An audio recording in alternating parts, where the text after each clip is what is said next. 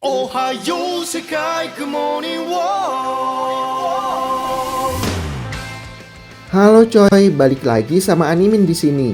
Dan kali ini gua akan lanjutin manga Dr. Stone chapter 204. Nah, pada chapter sebelumnya kita kan udah lihat bahwa setelah menetapkan negara tujuan berikutnya dari perjalanan tim pengembangan kota baru, Senku dan timnya pun harus menghadapi masalah yang cukup serius dalam rencana perjalanan mereka ke India, negara tujuan berikutnya.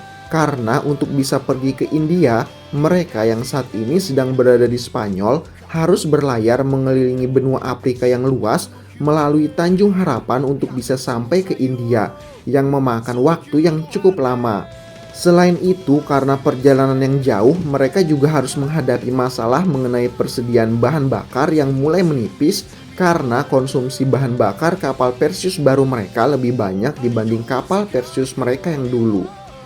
Dan setelah berdiskusi, mereka pun akhirnya memutuskan untuk tidak berlayar melewati jalur Tanjung Harapan yang jauh, tapi memutuskan untuk berlayar melalui jalur singkat terusan Suez yang telah lama ditinggalkan.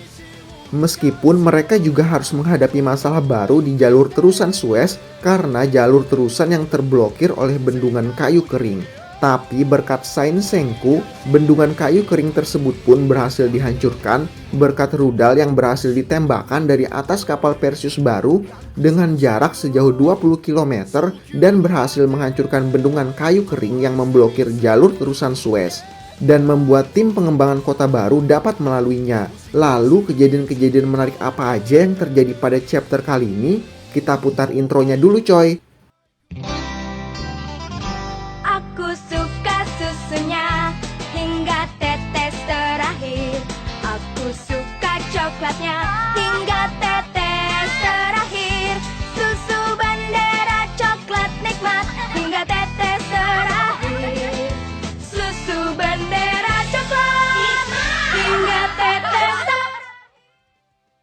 Setelah berhasil menghancurkan penghalang yang memblokir jalan mereka di jalur terusan Suez, kini tim pengembangan kota baru pun sedang dalam perjalanan menuju negara tujuan mereka selanjutnya, yaitu India, City of Med. Dan dalam perjalanannya, Kohaku pun bertanya, di tempat yang bernama India tersebut, memangnya kali ini kita akan mencari apa? Bukankah itu adalah negara matematika? Pertanyaan tersebut tentu aja muncul karena selama ini yang Kohaku tahu, selama perjalanan mereka ke tempat-tempat baru, tujuan mereka pasti selalu tentang mendapatkan sesuatu yang memiliki fisik, seperti batu-batuan, bahan bakar fosil, hasil hutan ataupun hasil perkebunan. Sedangkan tempat tujuan mereka berikutnya adalah menuju India, negara matematika, yang tentu aja membuat Kohaku bertanya-tanya, benda apa yang bisa dimanfaatkan dari matematika? Setelah mendengar pertanyaan Kohaku tersebut, Ryusui pun menjawab, pertanyaan yang bagus Kohaku, alam semesta ini ditulis dalam bahasa matematika. Itulah yang dikatakan oleh Galileo Galilei. Kita akan mencari pengetahuan umat manusia itu sendiri, bahasa universal alam semesta. Mendengar perkataan Ryusui tersebut, Kohaku dan krum yang mendengarnya pun kagum karena sesuatu yang keren yang baru saja diucapkan oleh Ryusui, meskipun mereka berdua sama sekali tak mengerti.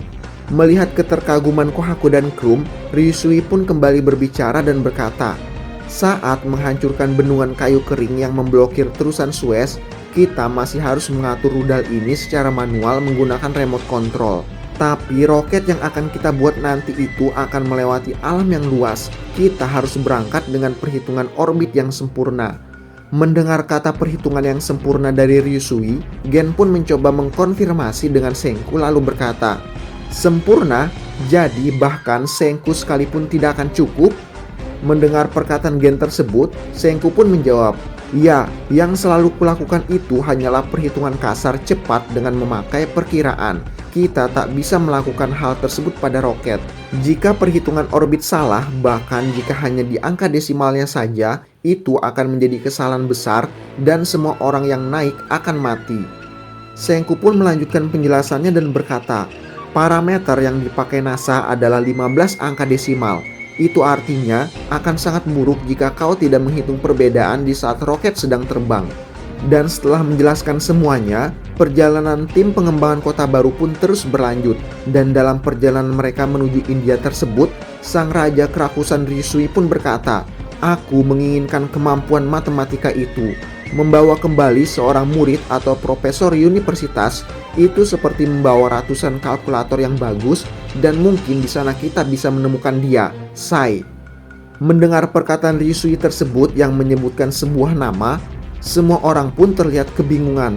Tapi Chelsea segera memberitahu semua orang kalau Sai, nama seseorang yang baru disebutkan oleh Risui barusan, adalah seorang yang terkenal di India. Dengan otak sejuta orang, seorang ahli matematika yang jenius. Perjalanan pun terus berlanjut dan waktu pun terus berganti. Lalu pada tanggal 1 Oktober tahun 5750 Masehi, kapal Perseus baru pun berhasil tiba di India. Dan sesampainya di India, mereka pun langsung berburu rempah-rempah karena negara India juga dikenal sebagai negara penghasil rempah-rempah. Dan setelah mengumpulkannya, dengan kemampuan memasak Prancois pun menyajikan masakan kare yang menggunakan banyak bahan rempah-rempah dalam masakannya yang baru saja mereka temukan di India, yang kemudian dinikmati semua orang anggota tim pengembangan kota baru setahun lebih cepat jika dibandingkan mereka semua harus menunggu menyiapkan bahan bakar kapal Perseus baru untuk melewati Tanjung Harapan dengan mengelilingi benua Afrika yang jauh untuk bisa sampai ke India. Menyadari hal tersebut, Kohaku pun berkata, "Jika kita menunggu 1 tahun lagi, aku pasti akan berusia sama dengan kakak Ruri yang sekarang masih menjadi patung batu." Setelah mendengar perkataan Kohaku, Suika pun mengingat teman-teman mereka yang berada di desa Ishigami yang masih menjadi batu dan berkata, "Aku agak khawatir dengan Ruri dan yang lainnya. Aku harap patung-patung mereka tidak terkikis perlahan-lahan. Kalau itu terkikis, pasti akan patah dan tak menempel." Mendengar kekhawatiran Suika tersebut, Kohaku pun menjawab, "Kau tak perlu khawatir soal semuanya itu. Kalau itu Ruri, dia pasti akan memastikan kalau semua orang memiliki posisi postur yang aman. Kalian tak usah cemas. Walaupun kami terpisah sangat jauh, aku bisa merasakannya karena kami adalah saudara." Mendengar perkataan Kohaku tersebut, Ryusui pun terlihat tersenyum lalu berkata, "Ya, jika kau tahu siapa yang kau hadapi." Dan setelah berkata seperti itu, pencarian patung batu Sai pun dimulai. Lalu dengan menganalisa waktu setempat pada saat sinar pembatuan aktif ribuan tahun yang lalu dan mengetahui peta topografi daerah tersebut, ditambah dengan kerjasama dua ilmuwan hebat antara Senku dan Chelsea untuk melakukan perhitungan margin lokasi target, menghitung kekuatan stratum, menghitung tingkat keamanan memakai metode Pellenius, dan kerjasama semua orang dalam mencari patung batu Sai, akhirnya patung batu Sai pun berhasil ditemukan. Lalu dengan cairan kebangkitan yang disiramkan ke patung batunya, Sai, seorang ahli matematika pun berhasil dibangkitkan. Setelah berhasil dibangkitkan, Sai pun terlihat senang dan lega lalu langsung mengucapkan terima kasih kepada orang-orang tim pengembangan kota baru yang telah berhasil membangkitkannya dari tidur panjangnya.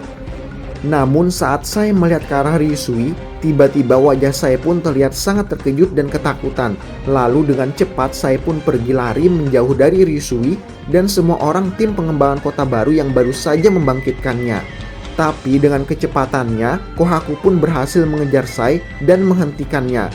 Dan setelah berhasil tertangkap, Sai yang ketakutan pun berkata, "Aku tak mau, aku harus kabur ke India. Aku tak akan pernah kembali ke Nanami." Dan sambil melihat ke arah Ryusui, Sai pun berkata, "Terlebih lagi, aku tak akan kembali padamu." Setelah mendengar perkataan Sai tersebut, semua orang pun menjadi bingung tentang apa yang telah terjadi antara Ryusui dan Sai di masa lalu. Tapi Ryusui pun langsung menjelaskan kepada semua orang lalu berkata, "Nama orang ini adalah Nanami Sai, dan dia adalah saudaraku." Dan setelah memberitahu semua orang tentang kebenaran dari siapa sebenarnya Sai tersebut, semua orang pun terkejut karena informasi barusan yang diucapkan oleh Ryusui yang sangat tidak disangka-sangka bahwa Ryusui, seorang raja yang rakus, memiliki seorang saudara yang jenius dalam bidang matematika. Dan setelah memberitahu semua teman-temannya tentang hubungannya dengan Sai, Ryusui pun mengulurkan tangannya kepada Sai dan berkata kepada Sai, "Sekarang berdirilah otak sejuta orang, kita akan bekerja sama." Lalu dengan bertemunya kedua saudara yang telah terpisah lama dari keluarga konglomerat Nanami tersebut, apakah Sai akan menerima tawaran dari saudaranya tersebut untuk bekerja sama? Nah, itu dia coy, manga Dr. Stone chapter 204. Penasaran sama kisah selanjutnya? Kita lanjut ke chapter berikutnya aja ya coy. Terima kasih sudah menonton video kali ini. Jangan lupa like, komen, dan subscribe. ありがとう